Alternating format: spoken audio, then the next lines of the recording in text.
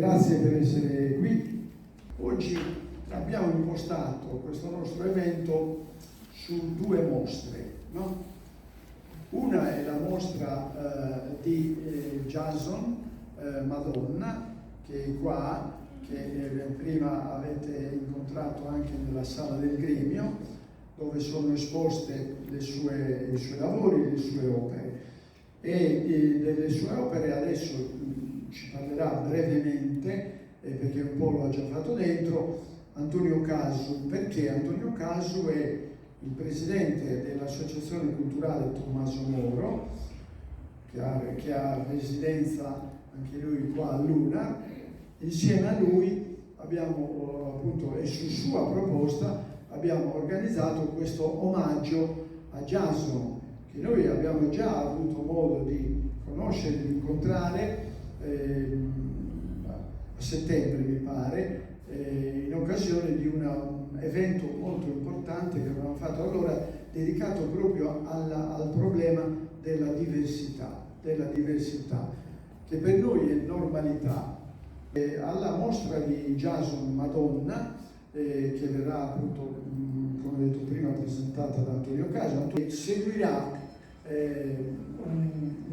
un filmino che è stato, il cui titolo è Il mio nome è Jason, che è stato realizzato dal padre di Jason, che è Francesco Madonna, attore, che è qua uno degli attori.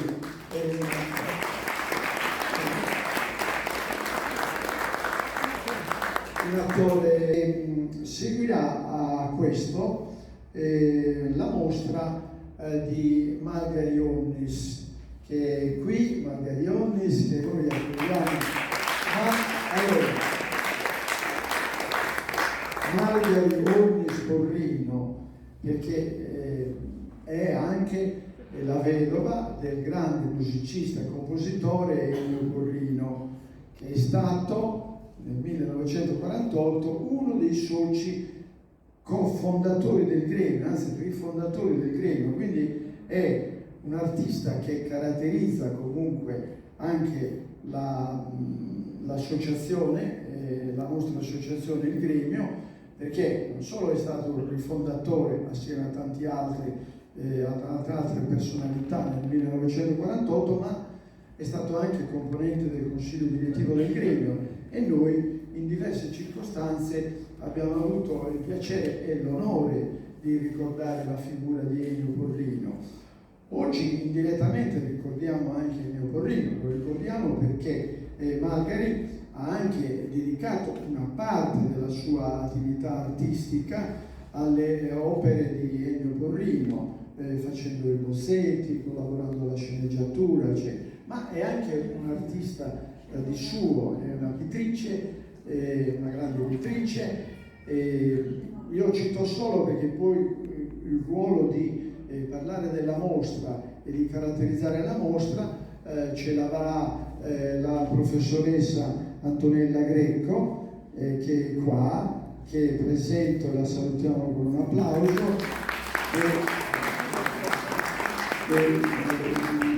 È una professoressa ordinaria di storia dell'architettura presso la facoltà di architettura di Roma Sapienza, autrice di numerosi saggi pubblicati da Marsilio, Italia, Bollate, eccetera. Ha curato importanti mostre nei musei d'Italia e all'estero e molti festival di documentari di architettura. Quindi abbiamo la parola diciamo di critica artistica da parte di una personalità importante sulla pittura di Margari. E la presentazione di un libro. Questo libro non è un libro sardo o di un autore sardo come al solito. È vero che questo autore, che tutti noi conosciamo perché è popolarissimo, come è stato Emilio Salgari, l'accento sull'A mi raccomando perché ce lo spiega nel libro l'editore che vi presento, Fabrizio Rossi, che è un libro molto bello, è un libro proprio d'autore direi, perché Fabrizio Rossi, che è nipote di Marga Ionnis, parlerà di Salgari, la professoressa Isastia, la professoressa Anna Maria Isastia, e vediamo qua, è professoressa di storia contemporanea alla Sapienza di Roma, con particolare attenzione alla storia risorgimentali, ai Women's Studies, Women's Studies, ho sbagliato tutto, e alle dottrine politiche. È stata presidente nazionale delle Soroptimist International d'Italia.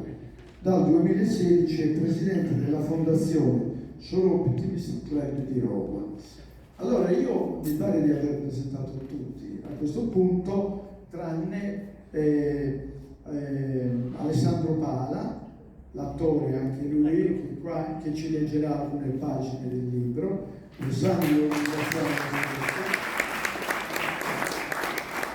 E poi devo presentare Nicola Lamberto. Nicoli Lamberto, ha cambiato tutto anche lui. Allora lui è consigliere del consiglio di amministrazione dell'associazione Umbria Roma, perché l'evento che riguarda la mostra di Marga Ionnis la realizziamo insieme con la sponsorizzazione degli Umbri. La presidentessa Maria Caterina Federici oggi non poteva partecipare per un recente impegno e quindi ha incaricato Lamberto Nicoli di portarci il saluto dell'associazione Umbra. Ecco, vi do velocemente. Vi prego il microfono. Buonasera a tutti, complimenti per questa bella iniziativa. Noi partecipiamo sempre a tutte le iniziative anche vostre, ci fa molto piacere vedere queste nostre sale che si animano di tante iniziative. Complimenti a Jason, che ho conosciuto questa sera, e adesso sentiremo anche che cosa ci dice per caso. Grazie. Grazie all'associazione degli Umbri. In effetti qua siamo all'URA, l'Unione delle Associazioni Regionali, quindi gli Umbri anche loro hanno l'ufficio qua, svolgono qua le manifestazioni e spesso o di una, no? E faremo come una bella manifestazione, vi prenoto già il 17 di gennaio, che riguarda la poesia dialettale, no? C'è qua l'amico Vincenzo Luciani per questo, e faremo questa manifestazione il 17 di gennaio. E voglio anche dire che c'è in sala, mi fa piacere che sia venuta Evelina Nazzari, la nostra Evelina Nazzari, grazie per essere venuta. E poi proprio prima di cominciare io faccio una cosa che per me è anche per tutti noi è di buon auspicio. Salutiamo con un applauso la nostra 102enne Marialina.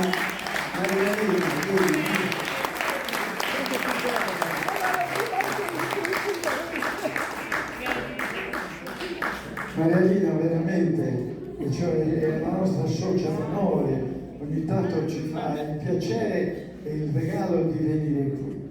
102 anni. Auguri a tutti. Auguri a tutti, grazie.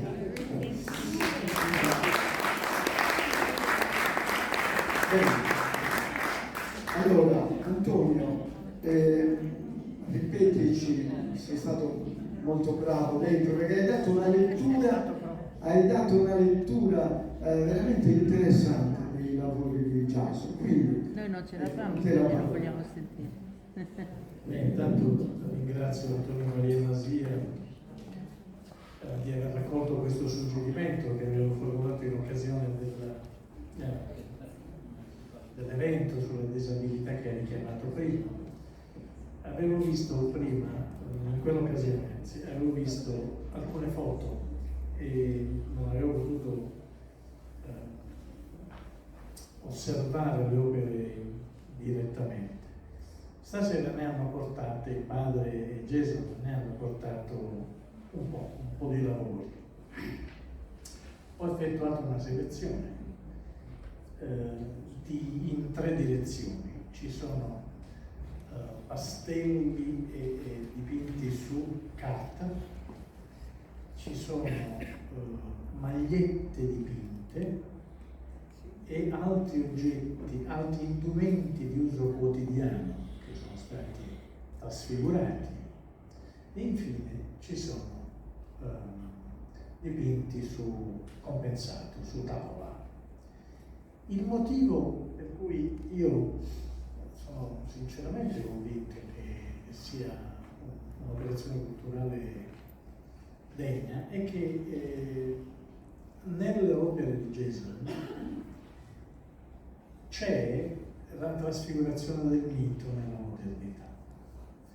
Oggi il mito, come l'abbiamo studiato noi, il mito greco, latino, la classicità, il medioevo, non sono più alla portata di quasi nessuno, ma chi volete che sappia che non sia uno che va a studiare al liceo, chi volete che si ricordi i nomi di certi protagonisti dei poemi che hanno fatto la cultura del mondo e per cui noi siamo qui, ma chi se li ricorda quasi più, ma non si ricordano i nomi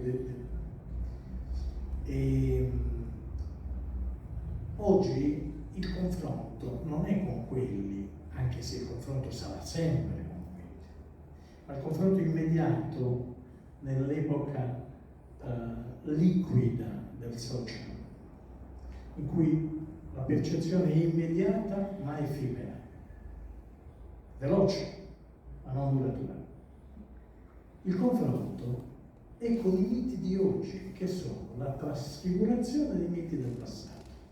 C'è sempre, dicevo prima, l'uomo più forte, ma non si chiama più Ercole, si chiama Hulk. C'è sempre quello che vola, ma è Superman.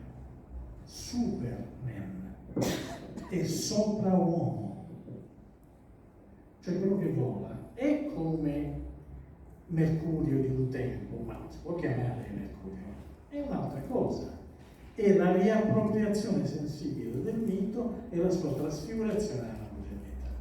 Quindi lui ha il suo rapporto con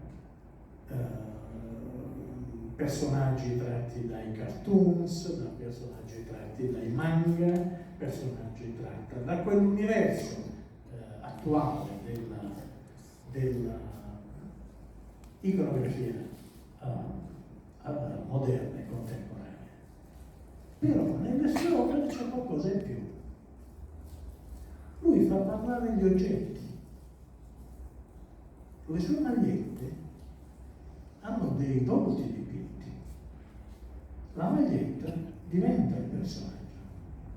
In quella galleria di opere che vedete qui sistemate nel corridoio d'ingresso, ci sono dei degli slip, no degli slip, delle mutande da uomo. Cioè qualcuno mi sta suggerendo la parola esatta, dei box, magari desueti, ma lui li ha trasfigurati. In uno dei calzini c'è la sintesi di uno sguardo fidanzato, sono 2 occhi che ti fissano, non sono 2 occhi che stanno, diciamo così, lì per caso, quegli occhi ti scrutano. Allora io trovo che sia arte, quella attraverso la quale la rivisitazione del mito, il calarsi nella modernità, diventano la base, il fondamento di un'espressione artistica. Lui fa parlare i personaggi, trova degli interessi sperduta per trovare nella natura incontaminata. Oggi questo quasi nessuno può farlo, non perché non possa spostarsi in viaggio, ma perché la natura incontaminata è molto... L'antropocene ha segnato di umanità un po' tutto, un po' tutti i luoghi. quel tipo di rapporto c'è sicuramente possibile farlo, ma naturalmente non è alla portata di tutti. Lui è riuscito a trarre la sua fonte di ispirazione dal confronto con ogni personaggio di queste realtà, senza limitarsi a riportarne l'effigie. Lui usa quello come presupposto, come sfondo, per dialogare e per esprimersi. La sua capacità di espressione passa per questi mezzi.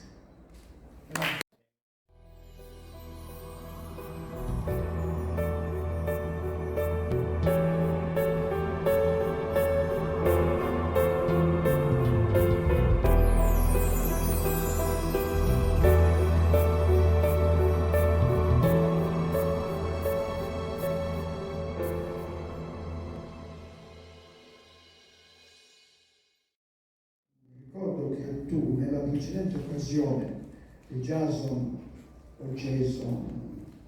non c'era, non aveva potuto, e però hai presentato sia questo documentario doc che adesso vedremo, intitola Il mio nome è Gesù, e poi ci avevi parlato così del tuo rapporto con tuo figlio, no? E io mi farebbe piacere se tu potessi ripetere alcune di quelle considerazioni. Cosa farei sentito la descrizione di Antonio Causu, le quotazioni di Gesù da questo momento sono aumentate.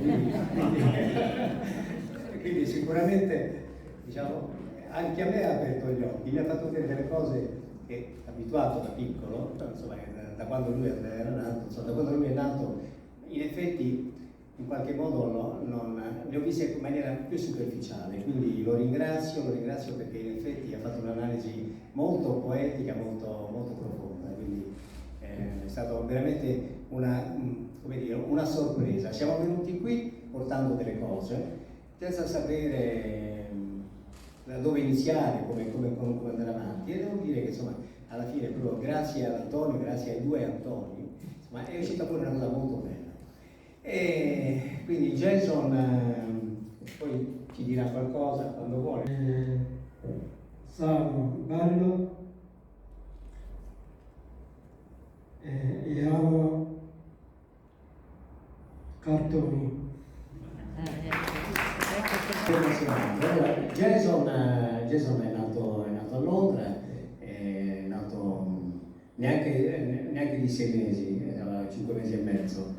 E quindi è stata per me una sorpresa. Stavo provando a teatro a Roma, lui stava a Londra, mi è arrivata questa chiamata, ho trovato un topolino piccolissimo che poi hanno messo in incubatrice. Allora, Jason invece di avere i capelli è nato con i pennarelli, al posto dei capelli aveva i pennarelli e le matite, per cui ha iniziato a disegnare subito. Quindi è stata una sua passione che un po' ha preso un po' da qualcuno della mia famiglia, mia sorella e altri parenti. È una sua passione, anche il fratello più grande, un fratello Austin più grande di lui di un anno, anche grande a questa passione che sta trascurando per il suo lavoro, però comunque la porta avanti. E che dire, che comunque per me Jason è un cocktail di tante cose, di dolcezza, di tenerezza, di crescita, insomma all'inizio chiaramente per me era un modo completamente sconosciuto e piano piano sto cercando comunque di immergermi.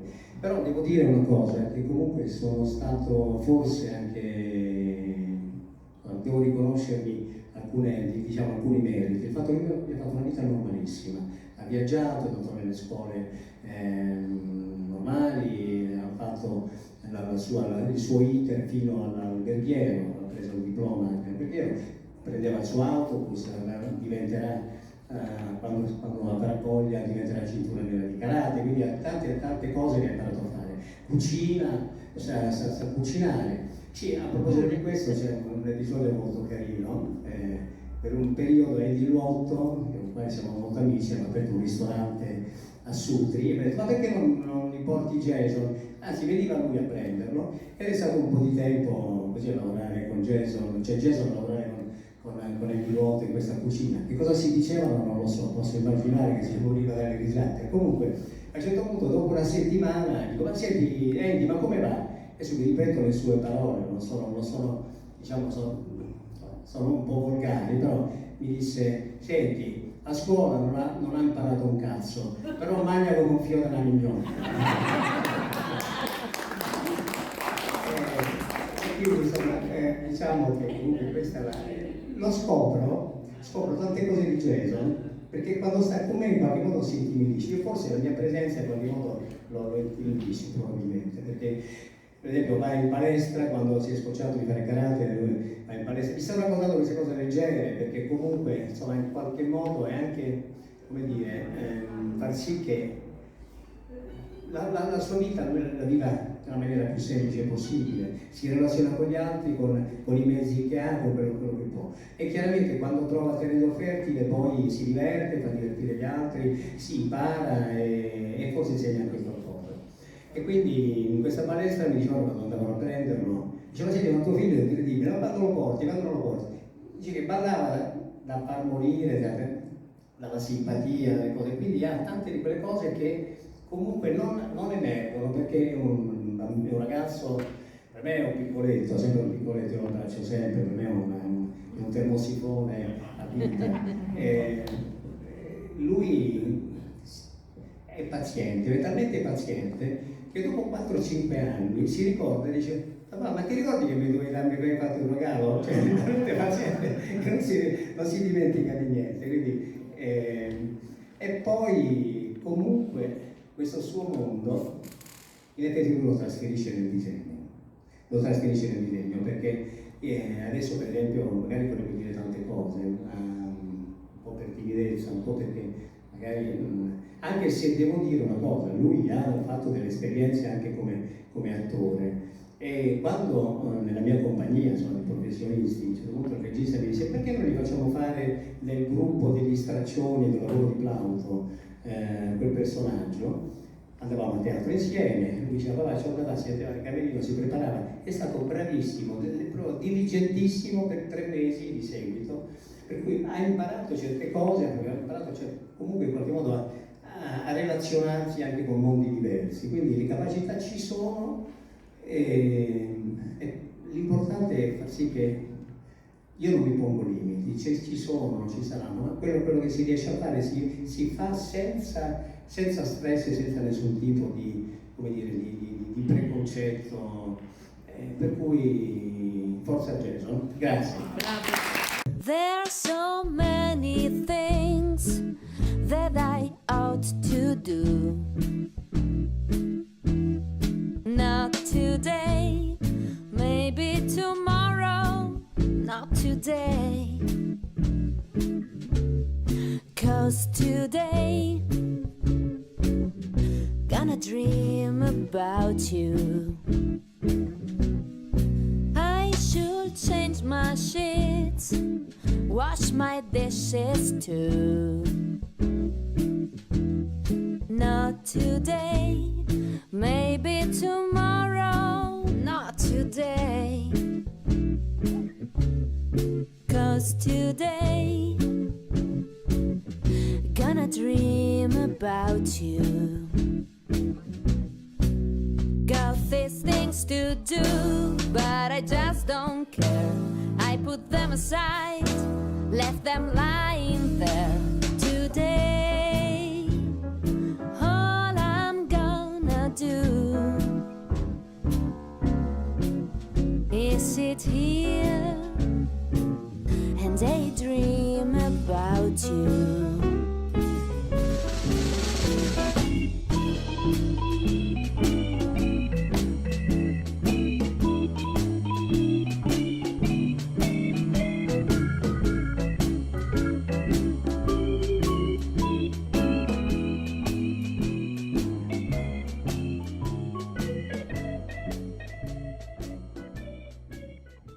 Della stella polare di Emilio Sagari. La stella polare era entrata risolutamente in mezzo a quei banchi, urtandoli vigorosamente e frangendoli con una certa facilità. Il duca, che era subito accorso sul ponte assieme ai suoi ufficiali, aveva dato ordine di forzare la macchina, volendo accertarsi della resistenza della sua nave. Ecco, io Margherita non posso fare a meno di parlare della sua vita, in quanto l'ho conosciuta che avevo 4 anni, le ho aperto la porta stranamente a Villa Massimo, dove per poco avrebbero ancora abitato i miei genitori insieme perlomeno, per lo studio di mio padre, perché lei è stata allieva di mio papà che faceva scultore al liceo artistico, come è stata allieva di Roberto Melli e dicevamo di Walter Lazzaro. Per la scultura è stata allieva di mio padre Emilio Greco, e conoscendo il carattere frettoloso, anche non paziente di mio padre, deve essere stato un pessimo professore di liceo, perché lui era esigente e impaziente, molto. E comunque, a parte gli scherzi, appunto, ci conosciamo da tantissimi anni, anche perché Margherita è stata appunto moglie di Ennio Porrino, poi è stato a lungo compagna di mio padre per tutta la vita di mio padre, quindi Margherita per me è stata una persona equilibrata, ragionevole, giusta rispetto a questi movimenti così estremamente romantici, tipici dei caratteri degli artisti, e quindi non sono neanche una giusta, ecco, non posso essere una critica. Posso essere una persona che conosce Margherita dall'interno. E lei, per esempio, che si presenta in questa maniera così razionale, ragionevole, giusta, ha avuto invece una vita avventurosissima, perché Margherita è anche una scrittrice, ha scritto una bellissima autobiografia anni fa, e in cui si vedeva che aveva superato tutte le prove del Novecento, cioè la guerra, l'occupazione, la musica, il rapporto con un musicista d'avanguardia, quindi così penso molto molto mirato a recuperare la sua arte, a realizzarsi, ed è diventata scenografa a 23 anni, quindi una cosa che fa un po' o si è incoscienti a 23 anni o si è molto bravi, e pensiamo che tu possa essere stata molto brava, ecco, secondo incosciente, va bene. E io tra l'altro non conoscevo quel quadro meraviglioso, bellissimo di Ennio Porrino al lavoro. Questo è molto importante, avere dei buoni maestri, fra cui c'era anche il padre di Antonella, lo scultore di Greco.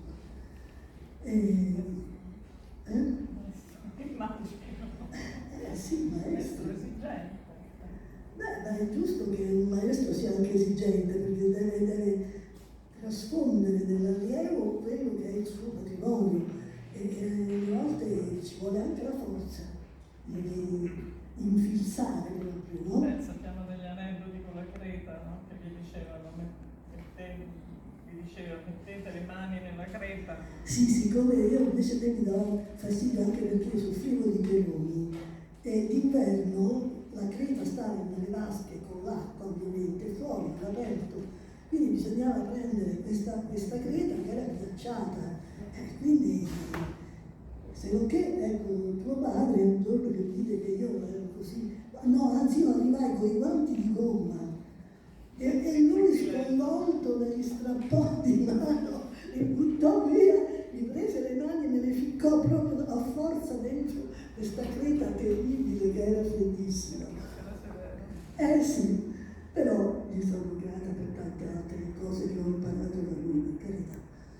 E che altro posso dire? Non so, cosa volete sapere di altro? Anche questo rapporto con i ritratti, perché ciascun iceberg è come se fosse il ritratto di qualcosa, un oggetto diverso dall'altro. Beh, siccome lo sono, non ce n'è uno uguale all'altro. È una tassonomia è un catalogo. Sì, è anche proprio un ritratto, diciamo. Io che amo fare ritratti, di cercare di caratterizzare, anche magari a volte esaltando. E così era per queste sculture meravigliose che io vi consiglierei di andare tutti a vederle, perché sono veramente uno spettacolo, è come stare su un altro pianeta, veramente, una cosa bellissima. Alcune di queste opere che voi vedete esposte alle pareti della Sala Italia, e come vi dicevo prima è un bel libro, è una bella bella idea per un regalo di Natale questo libro, ecco, questo vi volevo dire. Adesso io allora chiamo, per parlare dell'opera pittorica di Marga Ionis, chiamo Antonella Greco. 1961 si sentì l'esigenza di conoscere e farsi conoscere. Le esplorazioni avevano questo scopo: far conoscere l'Italia nel mondo e rendersi conto di quale fosse la realtà economica e culturale dei paesi lontani dal nostro. Pensate che nel 1866-67 la gruppetta Magenta della Marina Militare fece il giro del mondo e visitò porti e paesi praticamente di tutti i continenti. E poi quindi abbiamo le esplorazioni in Africa, le esplorazioni in tutto il mondo attraverso il Pacifico e l'Atlantico delle navi della Marina Militare, e accanto a questo le esplorazioni polari, che sono ancora un'altra varietà. Il viaggio della stella polare rientra nelle esplorazioni polari. Allora, nel 1878-79, in cui fu trovato il celebre passaggio a nord-est tra l'Atlantico e il Pacifico. Erano secoli che si cercava questo passaggio per gli eventi contemporanei. Allora, la stella polare, il libro che lui pubblica, La stella polare e il suo viaggio avventuroso, pubblicato nel 1901, è il resoconto romanzato della spedizione polare guidata dal duca degli Abruzzi tra il 1899 e il 1900. Pensate che la relazione ufficiale sarà pubblicata soltanto nel 1903. Allora, la relazione ufficiale è firmata da tutti i protagonisti della impresa polare. Lui scrive praticamente un instant book utilizzando le interviste al duca degli Abruzzi e gli articoli di giornale. Nello stesso anno pubblica anche, questo per farvi capire la vastità dei suoi interessi e di quanto studiato, è stato senza essersi mosso dalla biblioteca di Torino.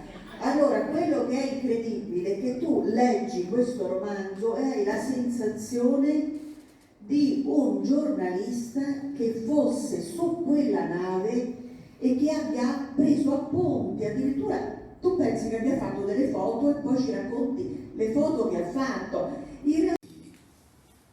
Le pressioni si erano manifestate con una potenza incredibile. I ghiacci muggivano, tuonavano, sibilavano, scrosciavano con un baccano assordante e ondeggiavano sinistramente, imprimendo alla nave brusche oscillazioni da babordo a tribordo. Il fasciame sotto quelle strette crepitava e puntuali si inarcavano. Lo scafo gemeva come se si lamentasse di quelle ruvide carezze. Fortunatamente, i larghi fianchi della vecchia baleniera si sollevavano gradatamente, sfuggendo così alla stretta. Diversamente i ghiacci avrebbero infallibilmente sfondato i corbetti e il ghiaccio avrebbe finito per congiungersi attraverso la stiva. Però anche i margini del banco si sollevavano e giungevano fino ai bordi della nave, minacciando di rovesciarsi in coperta. A bordo ci fu un momento di grande ansietà, guai se le pressioni avessero dovuto continuare. La nave forse non avrebbe potuto resistere a lungo. I cani, spaventati da quei muggiti e da quelle detonazioni, urlavano lugubremente. I comandi si succedevano ai comandi. Il duca, Cagni e il capitano Evensen, curvi sulle murate, guardavano i ghiacci, portandosi ora a babordo e ora a tribordo, mentre i marinai coi buttafuori cercavano di respingere i ghiacci che continuavano a sollevarsi fino ai bordi. Fortunatamente, le pressioni poco a poco cominciarono a scemare di violenza. Le detonazioni e i muggiti si fecero più rari. Le colonne e le piramidi, spinte fuori dal banco dalla forza delle pressioni, diroccarono un'ultima volta. Poi si manifestarono qua e là dei crepacci che si allungavano in tutte le direzioni. Il pericolo è passato, disse il primo macchinista a Querini. Perché domani è prevista la messa che noi facciamo tutti gli anni, che dedichiamo alla Beata Elisabetta Sanna di Novrogianus, le cui spoglie sono nella chiesa dei Pallutini, dove ci sono anche le spoglie di San Vincenzo Pallotti, via Giulia, angolo via dei Bettinari.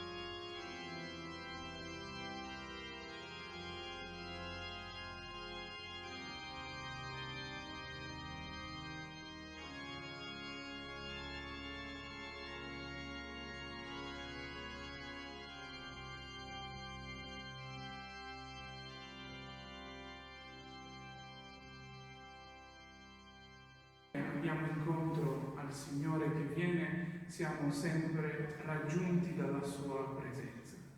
Cristo decise da ragazza di non ricevere nessuno e di stare in quei giorni tutto il suo cuore al Signore, perché proprio all'interno del suo cuore aveva sentito una voce chiarissima, che le indicava di dedicarsi totalmente al Signore, soprattutto nella vita religiosa.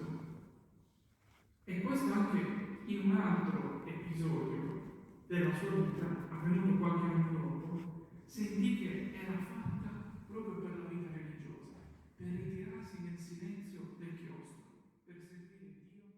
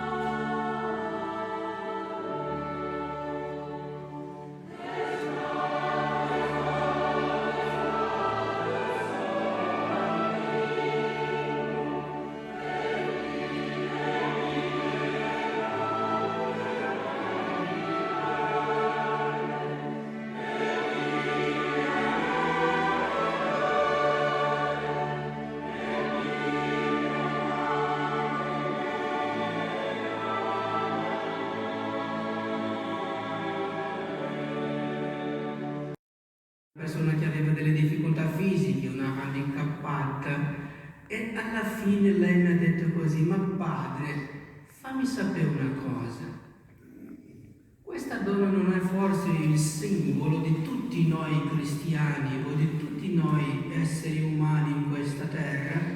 Perché chi in questo mondo ha i membri atti a fare, adatti questo mondo ha i membri adatti a fare quello che deve fare? Chi in questo mondo ha l'intelligenza chiara a sapere quello che deve fare? Chi in questo mondo ha il cuore puro, in grado di essere capace di fare quello che deve fare? E nonostante sia noi, sia la Beata Sala, facciamo quello che possiamo fare e tutto quello che dobbiamo fare, perché Dio ci sostiene con la sua grazia. Vi ringrazio un'altra volta, vedendo voi vedo un po' della Beata Sala e desidero ancora visitare l'isola, la Sardegna, e avrò immenso piacere di conoscere la chiesa e la casa della Beata. Grazie.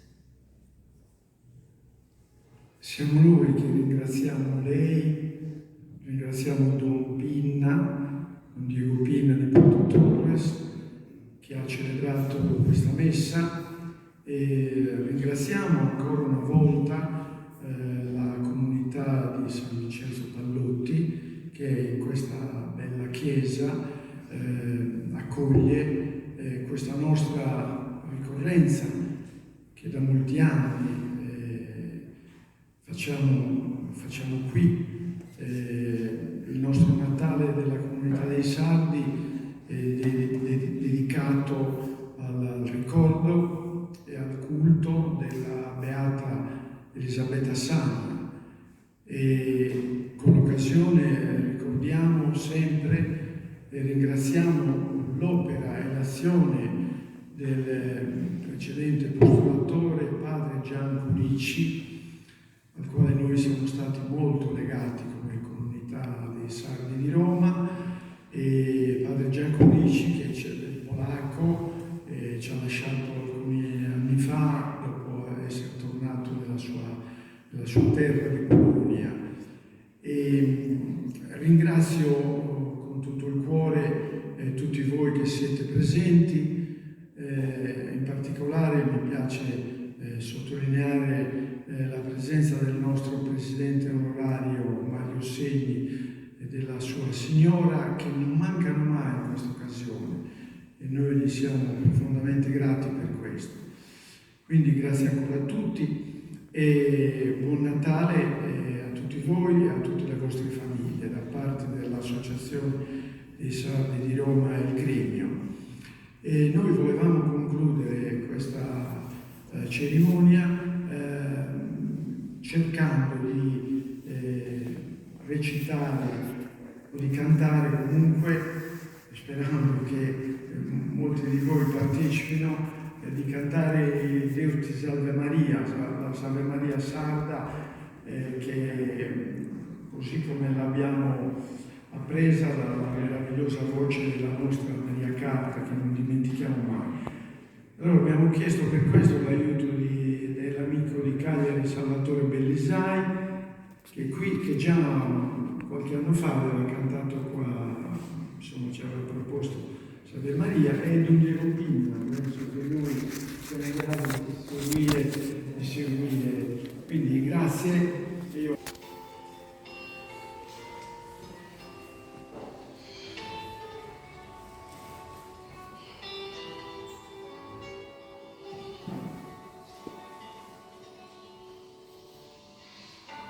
Deus te salve Maria, qui ses de gracia plena,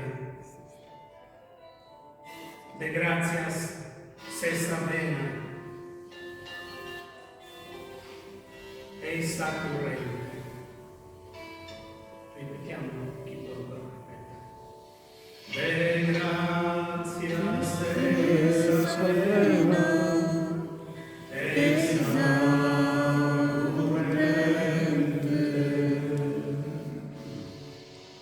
su Deus onnipotente, cum Deus estis stati, roquit da preservado, immaculada.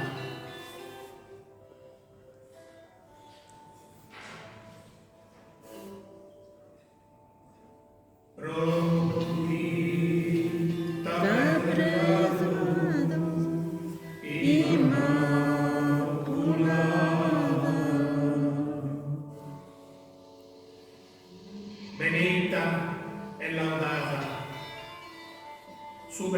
totus gloriosa,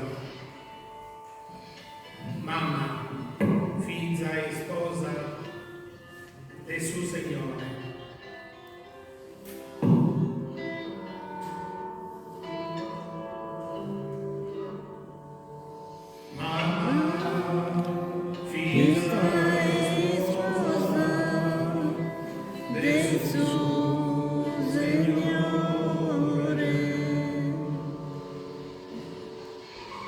Benedictus Signore, è frutto del suo seno. Jesus, fiore divino, Signore nostro.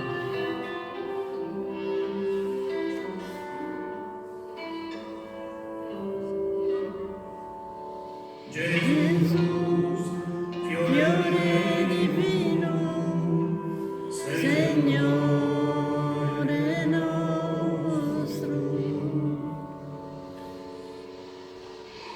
Pregate affinché nostro, pro nobis peccatores, qui totus os errores nos perdone.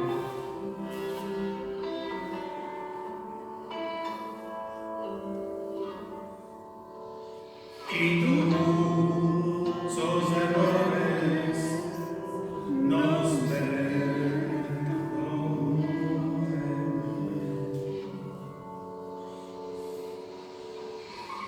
Essa grazia nos done in sa vida e in sa morte, e essa dichosa sorte in paradiso.